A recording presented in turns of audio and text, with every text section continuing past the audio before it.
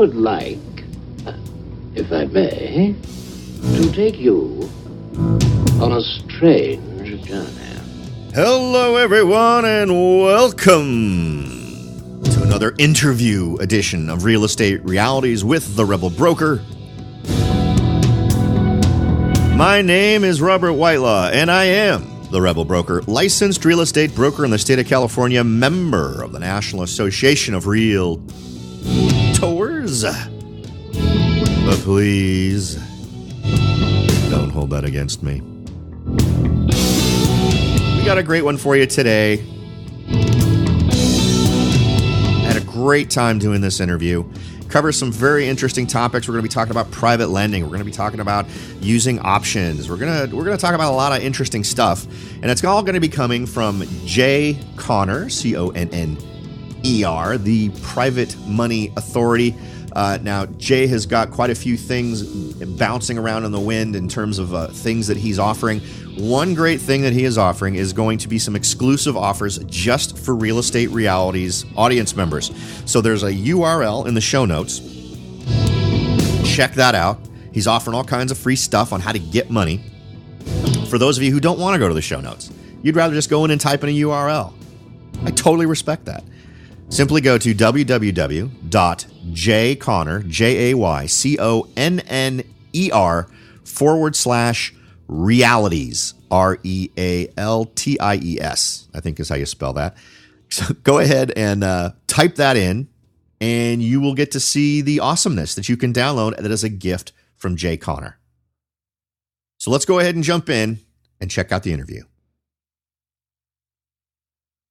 Welcome, everyone, to another interview edition of Real Estate Realities with the Rebel Broker. I am with Jay Conner, the Private Money Authority. You can find Jay Conner over at his website at jayconner.com. That is C-O-N-N-E-R, not O-R, like a lot of other folks would spell it.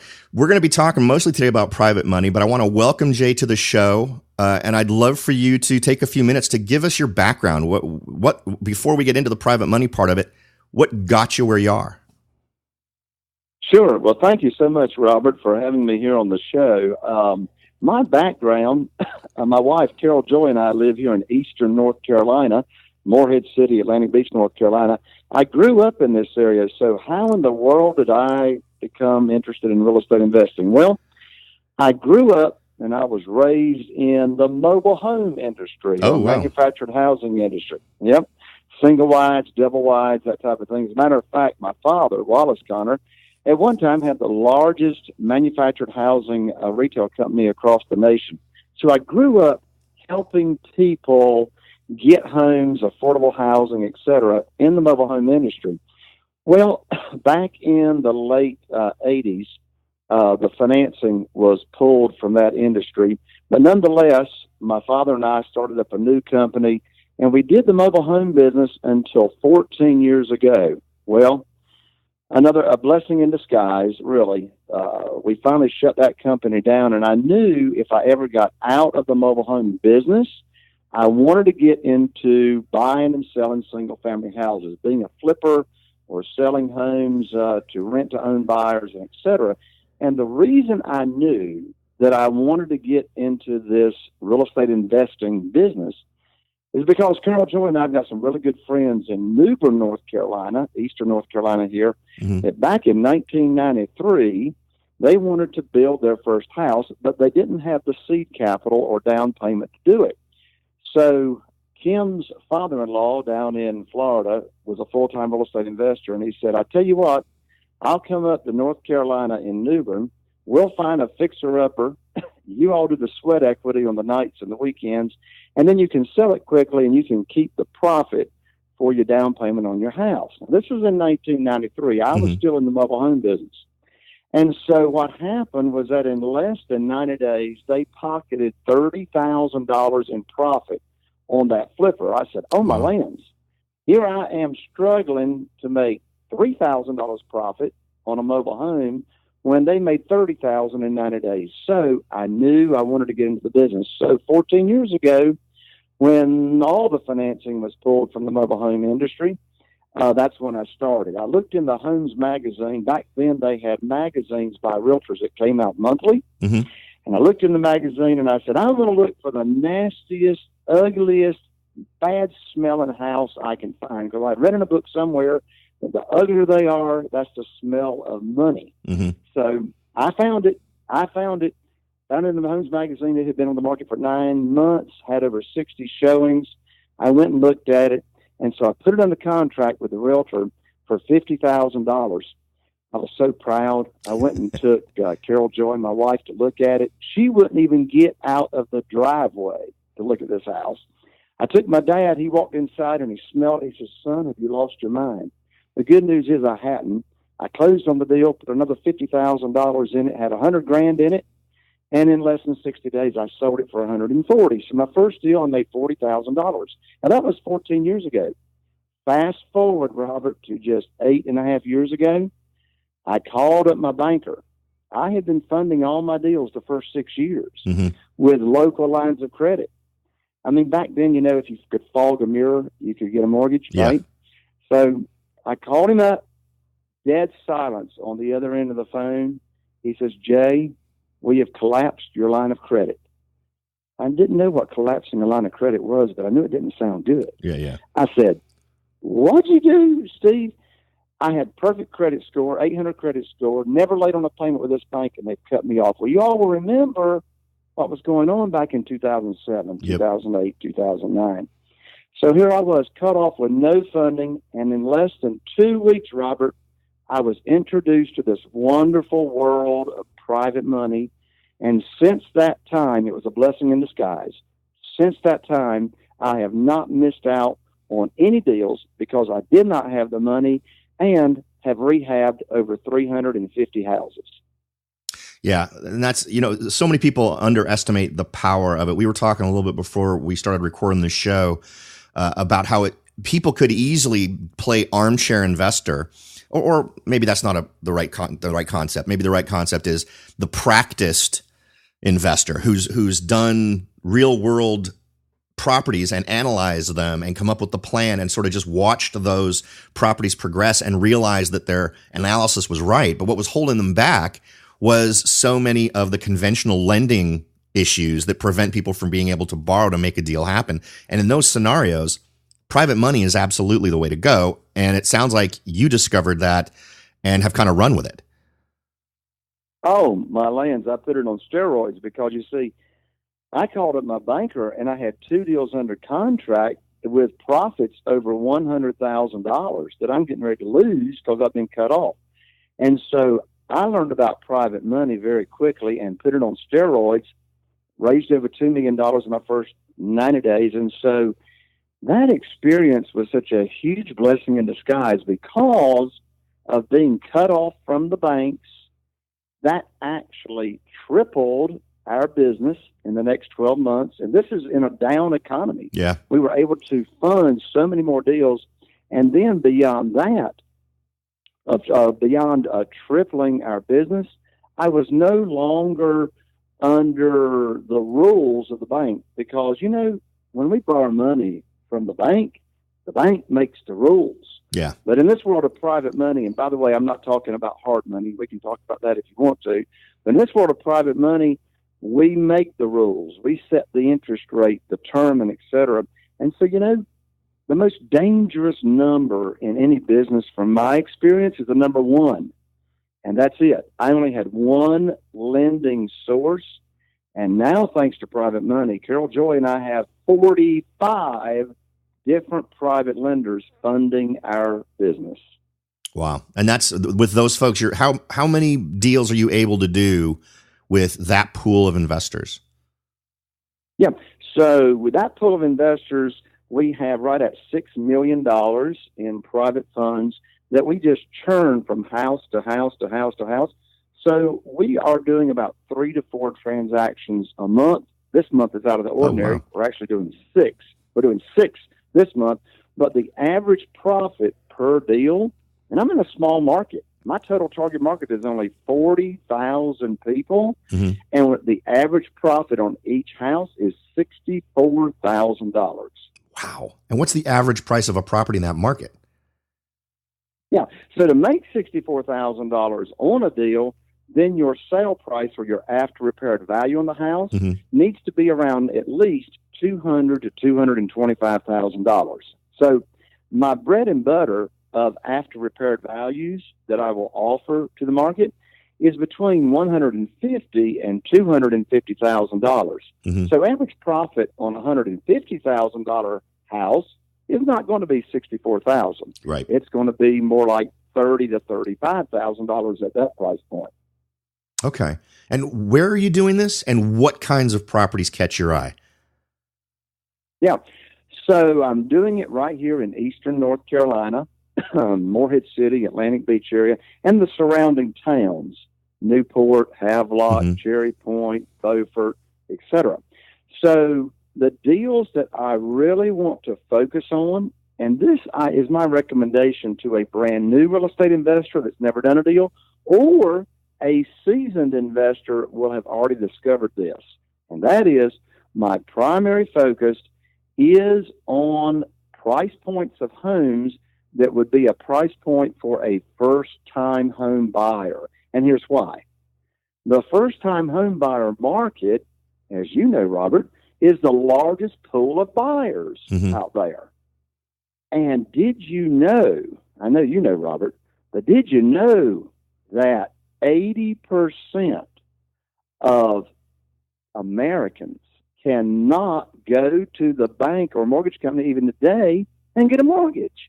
So there's this huge potential buyer pool that would love to own and enjoy and experience the American dream of homeownership, but they don't think there's a way. So that's why on a lot of these homes that we buy and fund with private money, we then sell on rent to own. In fact, a lot of our marketing goes to renters not because I'm looking for a long-term renter, but because they haven't thought or know of a way that they could own. So we put them in our rent-to-own program, repair their credit, and while they're enjoying the home, get them ready for a mortgage in about 12 months, and then cash them out through one of our lending sources, and money goes back to the private lender. Then we go do another house.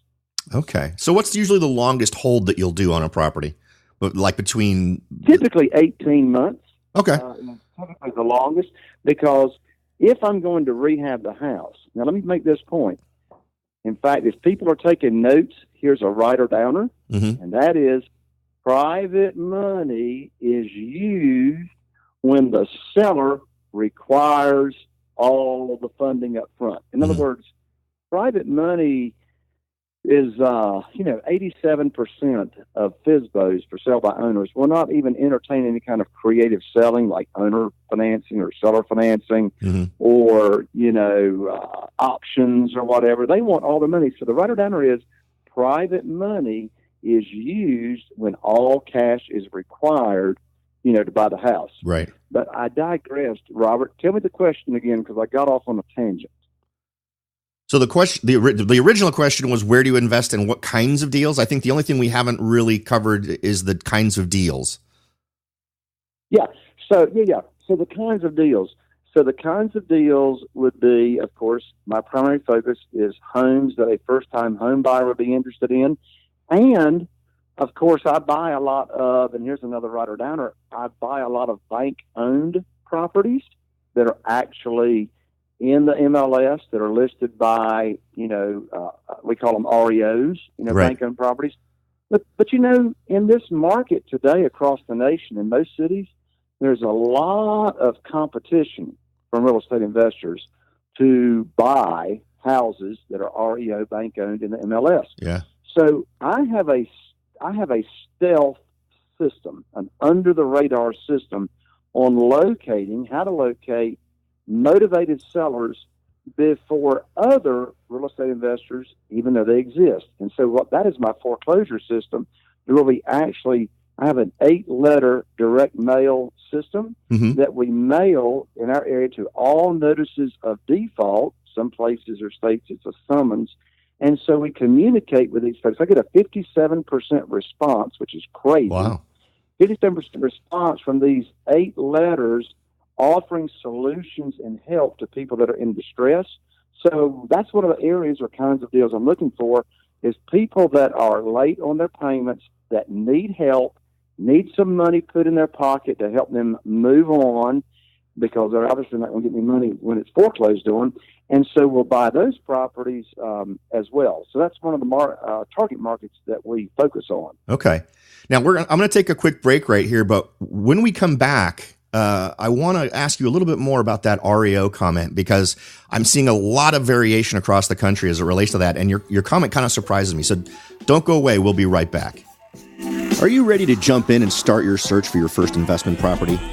Maybe you've decided that it's time to own your own home, or maybe you're ready to sell your home and move on to something new. No matter what your goal is, the Rebel Broker can help. That's right. Aside from hosting this show, I am also the owner broker of Whitelaw & Sons Real Estate Services right here in Silicon Valley. With over 25 years experience serving Silicon Valley, Morgan Hill, San Martin, and Gilroy, I or one of my great agents can help you achieve your goals in real estate. So if you're ready to look into taking that next step towards achieving your real estate goals, point your browser at www.soldbyrobert.com. That's www.soldbyrobert.com and get in touch. Let me show you how I will earn your business and your respect. Again, that's www.soldbyrobert.com, or you can call me at 408-852-0525. California Bureau of Real Estate ID 00984-909. Welcome back, everyone. We're continuing our conversation with Jay Conner, the Private Money Authority. We've been talking about some really great insights he has relating to not just using private money, but how he kind of got into it, and how sort of the mother of invention was being denied access to conventional funds. We were just talking a little bit about REOs a minute ago, and I wanted to hit on that for a second, because this seems to be, and in the folks I've interviewed from different parts of the country, whether they're in Tennessee or in California, this seems like a big-time moving target. You mentioned how you're able to go out and find folks and deal a lot with REO-style sellers.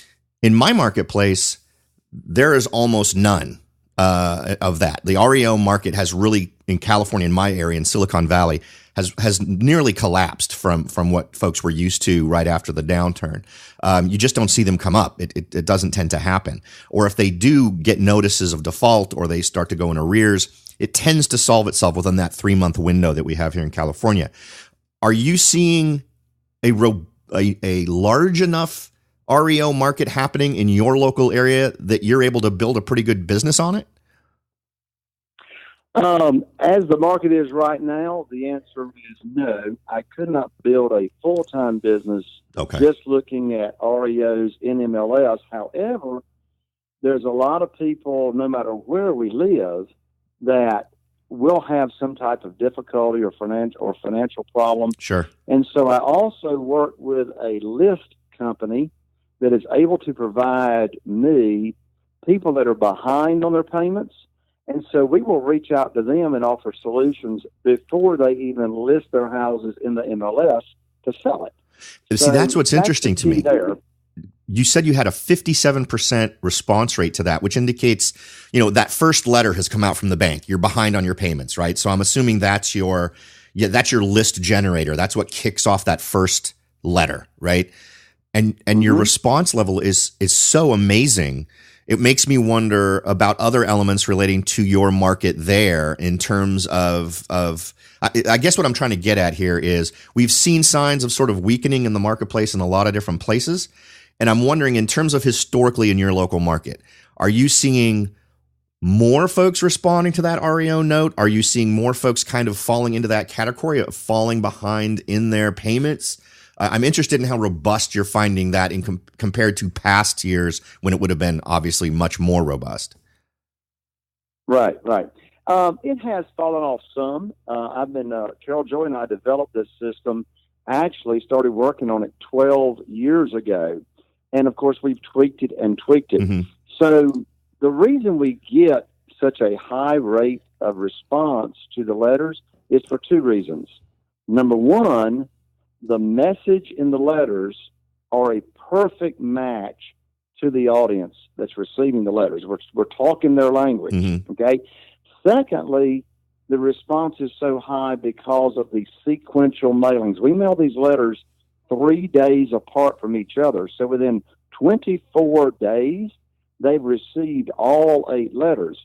But in answer to your question, Robert, yes, right now there's not as much in our area as far as actually people getting behind, ending up in REOs. I mean, I don't get nearly the number of notices from my realtor that notifies me and my team of when a new bank-owned property hits the market or any price reductions. The number of those have gone down. And so as a result, if a real estate investor in this market today, across the nation, by and large, wants to be successful, we cannot rely we can't rely really at all. We can't rely on the MLS. We have to have these other strategies. I've got 55 different ways that I find deals, you know? And so we want to use a totality of different ways. It's sort of like, you know, Dan Kennedy. I learned from him the most dangerous number in any business is the number 1. I don't want to have just one lender, like when I was cut off from the banks. Right. I don't want to have just one contractor for doing rehabs, and I don't want to have just one way for finding deals, and I don't want to have, you know, that's why I got 45 lenders now. Now, folks, you don't need 45 lenders. 2 or 3 is good, but we want to spread the risk. Yeah. You know, and what's interesting is this is a recurring theme, right? And it's true in any business. You can apply it to anything. It's the road less traveled, right? Everybody goes to the MLS. Not only does everybody go to the MLS, you've got 10 different ways to get at it. You can go via Trulia, Zillow, Realtor.com. You can go to Redfin, all these ways. And all of it is every single mouse in the maze that's looking for that piece of cheese shaped like a house is following that same path, which means competition for you. And you, along with other folks I've talked to, are going for these more unconventional ways to find properties. Would you be interested? I know you've got 55 different ways. Would you be willing to share a couple of more of them with the audience? Well, sure, absolutely. So I call it a tiny market. I mean, Morehead City, North Carolina only has 8,000 people, but my total target market with the surrounding towns has got 40,000 people. So how do I find deals? Robert, right now, we are getting over 300 new potential buyers a month that want to buy our houses. And let's stick with the selling side. You know, how do we find deals? I'm now getting over 100 sellers contacting us a month. Are you ready for this? And it won't surprise you. Facebook. You're the second person to tell me just great stories about Facebook. Do you have one specific, any standout stories about your Facebook experience, or maybe one nugget of this is the right option to make when you're marketing on Facebook? Sure. So the biggest advice I could, it's hard to narrow that down to number 1. So let me give 2 or 3 on how to be successful with Facebook marketing. All right. Number 1, my only target criteria for finding motivated sellers in my market of 40,000 people is 35 years or older and the zip code that you're targeting. That's it. So, you know, I've got other coaches and people that are colleagues of mine that are, you know, real estate investors, and they'll say, "Just need to narrow that down." Well, my total marketing budget a month on Facebook for finding motivated sellers is $500 a month. Yeah. Now, who wouldn't invest $500 a month to get 100 leads a month? Is that on average what you're getting? Yeah, that's on the seller side. Now, looking for buyers, I'm getting over 300 a month. Of course, that's only 7 a day. 7 a day would be 210. That's only 10 a day, okay? So Facebook, that's the criteria. Another thing on Facebook, whether you're looking for sellers or looking for buyers, is consistency. Very important. So we put up a fresh Facebook ad on that target twice a day. Okay? We do it first thing in the morning at 6 a.m. We do it again at 5 p.m. All right, so consistency. So how can you make sure you've got consistency? Number 3, use a Facebook specialist virtual assistant. Use a virtual assistant that specializes in posting your Facebook ads. Now you're going to have to supply them the pictures and such, and the and the the information you want to use. And there's another 4th tip. Whenever doing Facebook advertising, it's always in the news feed, and never post a Facebook ad without, for this business, without pictures of houses, so it grabs their attention. Okay. Well, that's great because I'm like right now doing this. I just started doing it last week, so it's great that you bring it up. I finally got converted. I've never been I have Facebook pages and all that other kind of wonderful stuff, but I've never really done the Facebook ad thing. And I was speaking with another investor who finds investors, a investor who finds properties. Excuse me. So it's basically the same thing you're doing through Facebook, and just say, I've stopped advertising on everything else just because there's no point. I get so much response from my Facebook stuff that I don't need to do anything else. But then again, that violates your one rule. But it's been working great for him. Well, that's right. Well, also one more tip on Facebook advertising. That is the way we do it. You got the ad, but the call to action on the Facebook ad is to simply click the link within the ad that now takes them to your website to opt in. Right. Because you want to build a list. Yeah. Build a list of sellers, build a list of buyers. That's amazing. Hey, that's got nothing to do with private money, but it's fun to talk about. Well, yeah, but you know what? And it is that first step, right? Because before you go looking for a private lender, you got to find the right property, and that's an excellent way to do it. Which kind of leads us into the next point. Where do you find private lenders? Where do you leverage this resource? Yeah. So there are 2 primary categories of private lenders.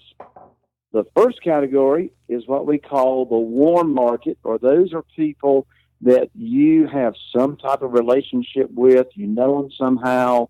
I mean, it's in my Where to Get the Money Now system, I've got what's called the 44 Magic Grid. And the 44 Magic Grid, within 15 minutes or less, my students can make a list of at least 100 potential private lenders that they could send information to. And, of course, we got the done-for-you information to send out as well. So, that's people from any, social group you're in, Rotary Club, church, whatever, professional business association. I mean, think of all the people in your cell phone. If they're in your cell phone, they are a potential private lender. So that's the warm market. The other category of private lenders are existing private lenders. So the question is, how in the world do you find existing private lenders? Now, before we go any further, let's remind the audience, though, that you are coming to the show bearing gifts. You're going to be providing free info on how to get money. We're going to have a link in the description that comes with the show. So if you go hook up with it at the website, therebelbroker.com, or you get it through the show notes through iTunes or however you get it, there will be a link. We'll also share that link at the end of the show today. So make sure to stick with us because Jay has brought some cool gifts just for the audience. And I just want to point that out before we move forward. Yep. Exactly. So the 2 primary categories on existing private lenders, where do you go? Well, existing private lenders, when I started looking for existing private lenders, I did it the hard way because nobody had taught me how to find existing private lenders that have already loaned out money and invested with other real estate investors. By the way, folks, we're not talking about hard money, which is hard money brokerage or private money brokers. I'm talking about going directly to the source of the funding. So I actually hired our real estate attorney's paralegal to work on the side and do searches every month looking in public records for individuals, not companies, but individuals on deeds of trust or mortgages that had loaned money out to another person And I'm not, and I wasn't wanting seller carrybacks. Mm-hmm. I wanted them actually individuals that had loaned money out to another individual for real estate. Very time consuming. I mean, she would only give me like one a month. Right. You know? And so we did that like the first year that I was raising private money in the existing private lender category. So it's been now, I want to say, it's been about 7 years ago. We developed what's called the private lender data feed. And this is a very sophisticated software that gets public records all across the nation updated every month. We have about 8,000 deals coming into the private lender data feed that gives the private lenders contact information. And of course, we've got ways and letters as to how to contact those existing private lenders. Mm-hmm. Another really good source of finding existing private lenders, and this is a writer downer, network and go to self-directed IRA events. Okay. So, Robert, you probably have talked about or had guests on your show in the past about self-directed IRAs, right? Yeah, we did a whole show on it back in December as an alternative to letting your 401k sort of lose money every year. Exactly. And so people with self-directed IRAs have been a huge part of the success of me attracting private money into our business. And here's the way it works. I have a relationship with a self-directed IRA company and rep for the past 8 years. And so I developed that relationship. I mean, I'm a private lender myself. Mm-hmm. I've got my retirement money, my IRA, with this self-directed IRA company. So I developed the relationship. Now what happens? When I have someone in my warm market that I find out is not happy with their returns on their investment capital or their retirement funds, I then introduce them to my representative at the self-directed IRA company, and now they transfer their funds from their retirement account to the self-directed IRA company, and now they can fund mine and Carol Joy's deals, and they can earn unlimited money per year, tax-free and penalty-free. So the reason I share that story is because if I did not have a relationship with a self-directed IRA company, over half of our 45 private lenders would not be funding our deals because they don't know about self-directed IRAs. Yeah. Now, I realize this is almost an unfair question. I'll throw it out there, though, just to see if you have an opinion. So I've been looking into this, and at the time that we did the show, there was really only a handful of companies that would serve as the conservators of the 401k self-directed IRA program. Do you have a favorite company? I mean, if you had your 401k and you were looking to put it into one of these self-directed IRAs, what companies do you feel most comfortable with having a relationship? Hands down, no question about it. I've been doing business with this company the past 8 years. They have in the billions and billions of dollars that they house. Now, they have to be approved with the IRS as an approved third-party custodian. So they don't give out legal advice or advising on investments. It's all up to us. So the company that I've been with, that I refer my private lenders to, and I have my own account with, is Equity Trust out of Ohio, and their website is www.trustetc.com. So Trust Edward Tom Cat.com. Okay. John Bowens is the national educational director for Equity Trust.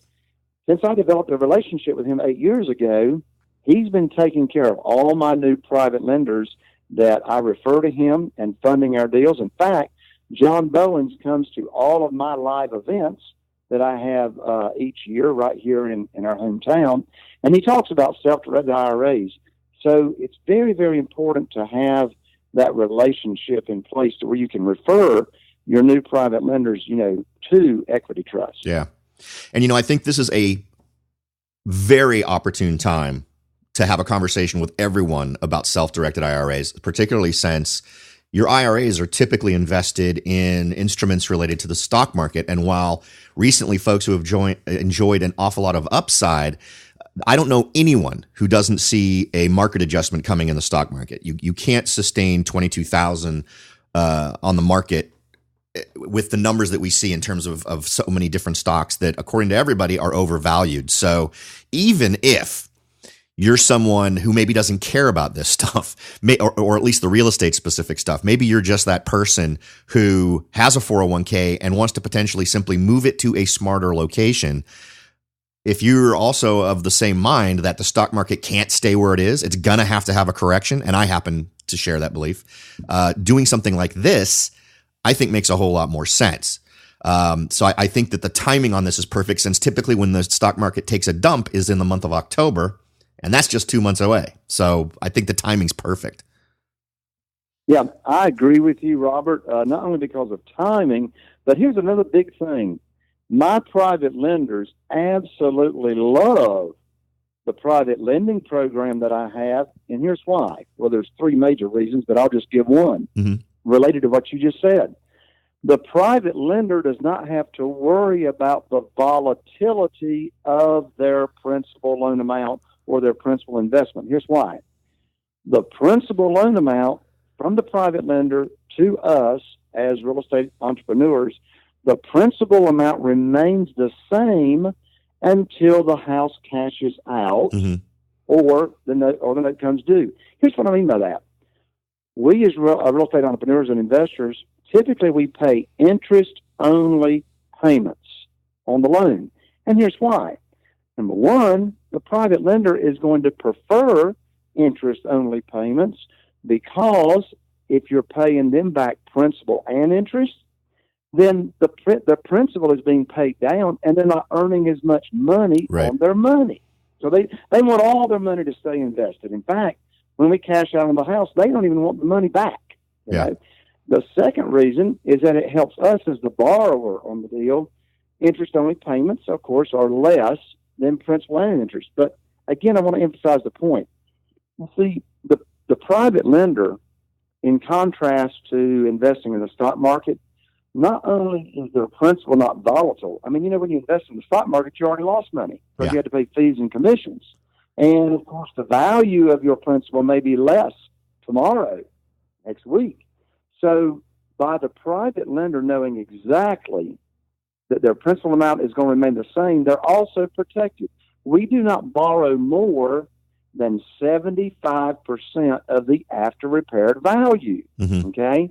So the result, they have got a 25% equity cushion. If the market did come down, there's plenty of room that we as the borrower could lower the price, cash it out, and still get the private lender, cashed out. And you've touched on an interesting point, something we've actually talked about here on the show with flipping specifically, where if something bad happens in the interim, right? You know, some flippers, at least in my market for a long time, simply had momentum, right? They could buy a property and over the course of 2 or 3 months, they could sell it for more because that's the way the market was going. And they could do nothing to the property and actually make enough to not only cover the cost of selling, but actually pocket some money. Are you concerned at all that, I mean, you mentioned an 18-month lag time in some cases. Are you concerned at all that you'll be straddling a downturn anytime soon and that a property that you rightfully estimate at the front end will sell for X amount, the market takes a turn and then ends up selling for X minus some huge chunk? Do you feel like the market's volatile enough right now that that's a concern for you, or are you really just charging full steam ahead? Well, I'm charging full steam ahead, but here's the deal.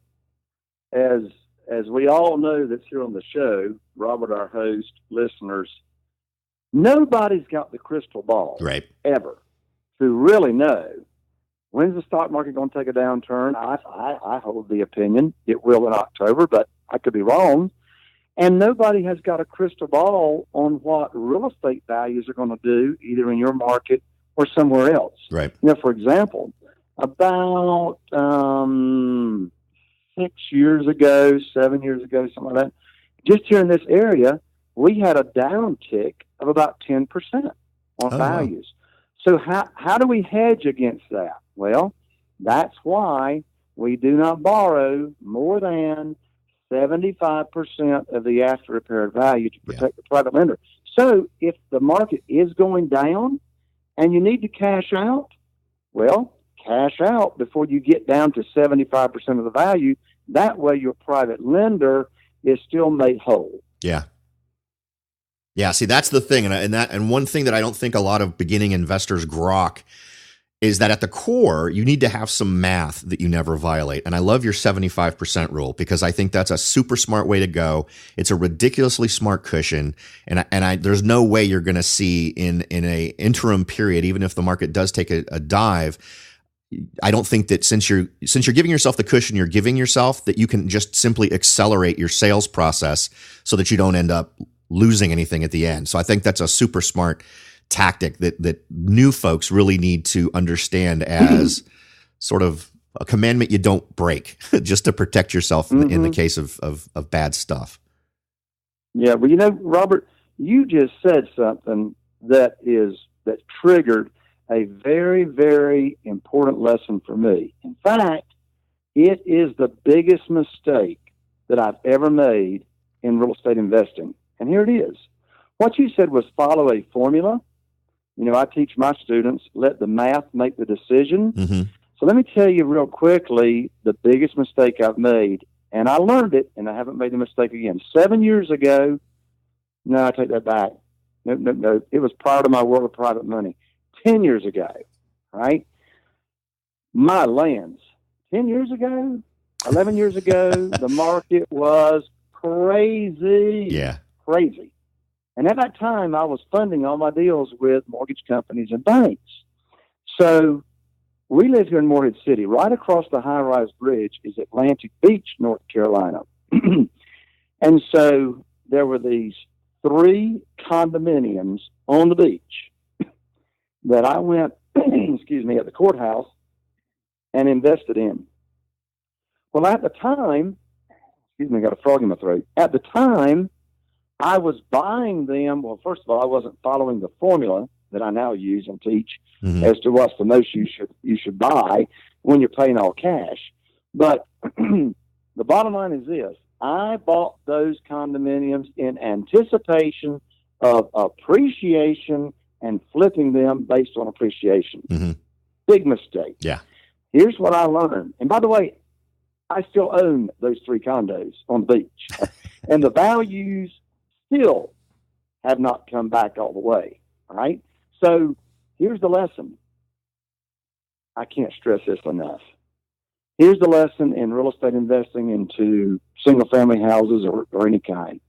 And that is, never buy or invest in a property unless the cash flow from renting it out will cover your carrying costs. Yeah. So, my intention on all my deals, I'm not a long-term landlord. We sell a lot on rent to own, but my intention on every deal is to move towards cash out. Mm-hmm. Okay? So even if your, intention is to move everybody towards cashing out, you can't rely on the value today or the value that you're hoping to come. Yeah. Rely on what you can rent those houses out for, and with the monthly rent, cover your carrying costs. So, like in my market and a lot of other markets, even today, rent, you can get more in rent right now per month than the person would pay if they bought the house. Yeah. The mortgage payment would actually be less with taxes and insurance than what the rental market demands. So I can't stress that lesson that I learned enough the hard way. Yeah. Well, so it's the hard lessons that are best to share, right? Because hopefully you're saving other folks from sticking their hands in the fire and making those same mistakes that end up costing you so much time and money. We've covered a lot of awesome topics so far, and there's one more I wanted to make sure and hit before we let you go. And that is, and this is something I see all the time in terms of someone may have found the perfect investment that should be able to attract private money. And regardless of the venue they've chosen to try to find a private money investor, whether it's a website or Facebook, wherever, they'll post this thing that says, hey, I need this amount of money. Come give it to me. What documents, what do you understand needs to be part of anything that someone's found that perfect investment? They need private lenders. What's the paperwork they need to bring? Wow, Robert, that's an excellent question. And here's why. What I do for the past 8 years and what I teach across the nation with 35 live events a year is get the money first. Yeah. Get the money lined up first. That can be either from your warm market or from an existing private lender or existing private lenders. So they have verbally pledged, okay? They have verbally pledged the amount of money they've got to invest, whether that be $100,000, $200,000, whatever. So now it's been pledged. Now the way I do the business is now I go find a deal ASAP. How do you do that though, Jay? Deal. Before we go any further, in the online stuff, I participate in an awful lot of online venues where this stuff comes up. How do you get private money folks? It seems like you'd have to have a reputation with them already to get them to say, "I'll pledge you money," prior to you ever even showing them a deal. I've found that most of them want to see a portfolio. They want to say, "Show me the property, show me your plan," and then they'll invest the money. Your approach obviously would work with someone who's got experience. Will it work equally well with someone who doesn't have a track record with those investors? Absolutely. So one thing that you need to get money from existing private lenders is they're going to want to know what kind of experience you've got. Mm-hmm. So if you are a newbie and you don't have any experience, then my recommendation in teaching is to joint venture with someone else that does have experience.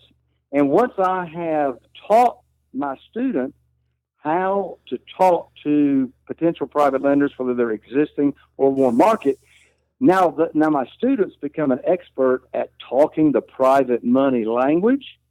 So they go find the private lender that has money to invest. If you're experienced, you've got your own story to tell. Right. If you're not experienced, what other real estate investor would not want to joint venture with you to do business if you're going to bring money to the table? Mm-hmm. Okay? So in the existing private lender world, we establish a relationship with them. We talk about our experience or our joint venture partner experience. I mean, I've got students all across the nation that I joint venture with. Mm-hmm. Okay? They leverage my experience and talk about us being business partners, which we are. So the conversation is different, but very similar, whether it's warm market or existing. So I have got a portfolio. I've got a list of documents that a real estate investor could use to present a deal. Mm-hmm. But I discovered when I'm presenting a deal, I'm having to sell and chase. And I don't like selling and chasing. Yeah. So I do it the opposite direction. Get the money pledged, go find a deal ASAP, and then when I bring them the deal back, there's no selling. I'm not going to bring them a deal unless it fits the criteria of our private lending program. So there's only 4 things that the private lender wants to know. What's the after repaired value? Where's the house located? What's the closing date? And what's the money required to fund the deal? Yeah. Okay. And in general, that first chunk of paperwork that you or the first data you share is what? It's not about a specific property. What is it? What is it that would you say is critical in that? Oh yes, in that initial pitch. When we establish the relationship, all we talk about is the program. We don't talk about any properties. Okay. We just talk about the program. You know, what's the interest rate they're going to get? How are they going to be protected? How can they get their money back in case of an emergency? Okay. We put a 90-day call option in every promissory note. Now, when it's an existing private lender, we don't go over what our program is that we offer. Now it's an interview process, okay? Because they already know about private money. Right. So we interview them over the phone of, what interest rate are you accustomed to getting? And when they say 6%, we don't argue and say, oh, no, we pay 8%. Mm-hmm. Okay? So it's an interview process. We understand what they're looking for, and then we go find a deal for them. I see. So you push the pipeline, not the product in the pipeline. Correct. Okay. Correct. All right. That's sort of like the road less traveled. Most real estate investors, before they meet me, they think they got to use the model of presenting deals out there, right? So we first establish the relationship. They're on board with the program, or we're on board with their program, and then we go find the deal ASAP. Now, that's an important point. You got to find the deal ASAP. But you may already have one sitting on the sideline, okay? One thing I learned the hard way, do not get an agreement on the program and present a deal at the same time. I'm asking my private lender to make too many decisions. See, now that's great advice, because my first instinct would have been the opposite of that. My first instinct would have been the big sell would be the property specifically, but your experience is not the case. That's correct. It's opposite. It's like the road less traveled. Go the opposite direction. Yeah. A big part of what I do in the business and also teach is get on board with the program, get the money pledged. Now find a deal ASAP. And I've learned this the hard way too over the past 8 years. Once you've got the private money pledged, you better find a property quick or already have one that you can present, because if you don't put that money and deploy it and put it to work within like 30 to 60 and definitely 90 days, they're going to find somewhere else to put those funds. Yeah. Say that one more time. So that's actually a good point too. So keeping the pipeline full is important so that your investors don't go off somewhere else.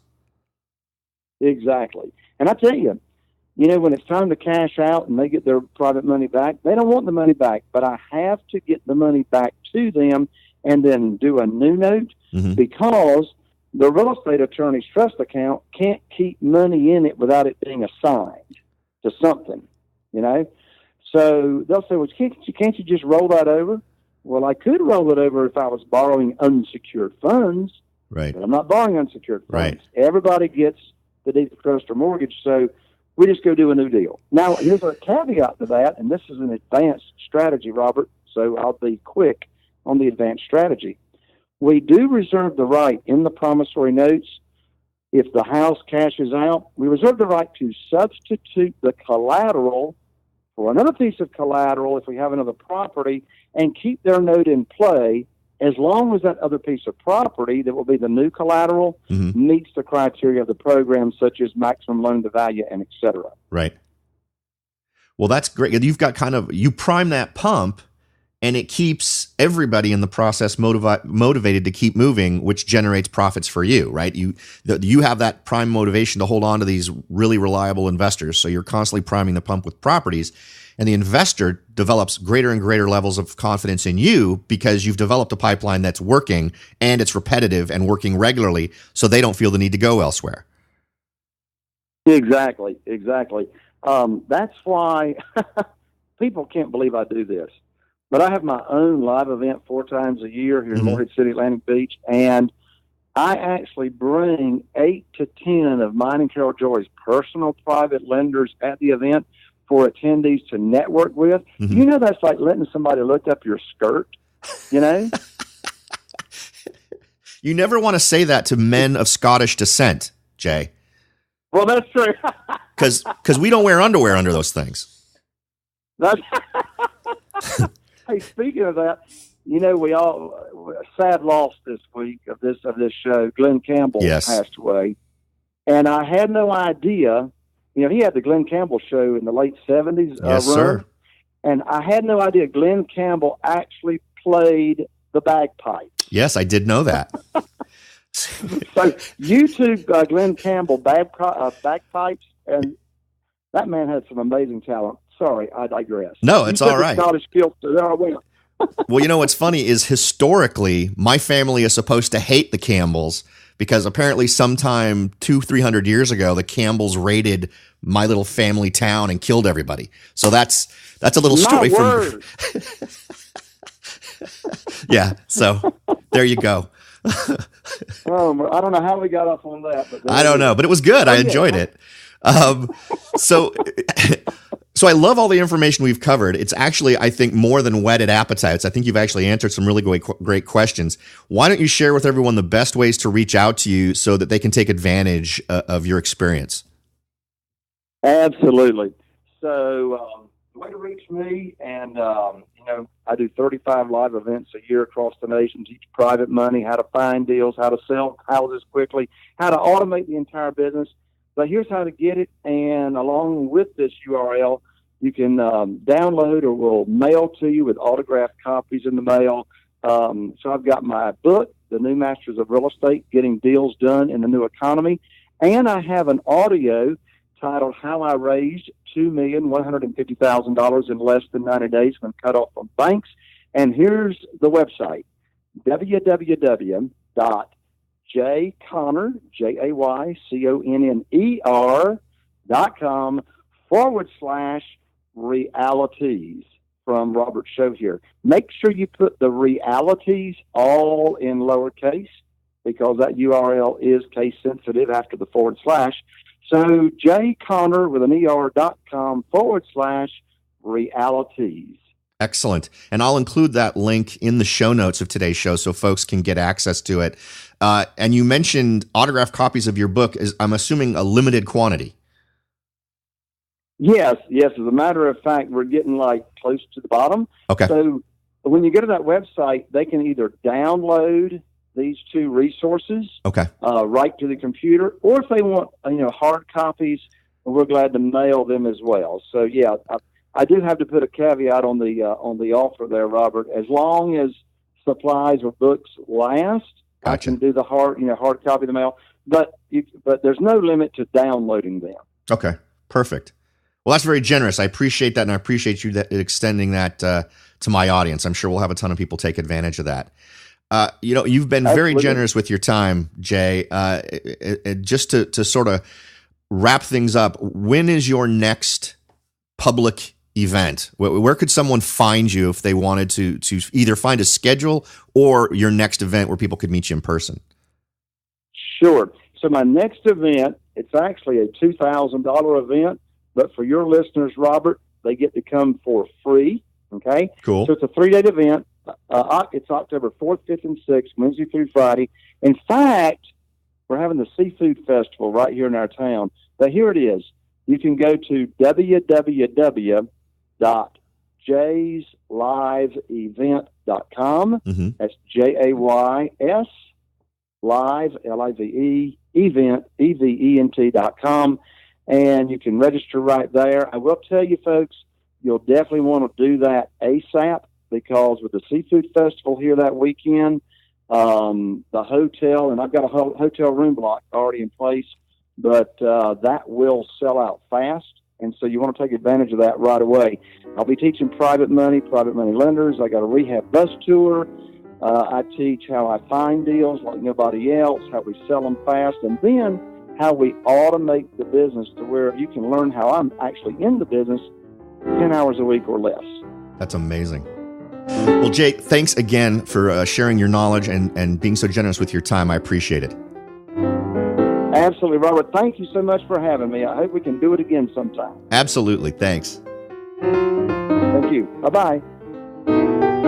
As always, folks, I truly hope that the time you've invested with me today is worthwhile and that I've left way more value on the table than you've invested in time. I truly appreciate you making me part of your day. Thanks again for listening. I'll talk to y'all next time.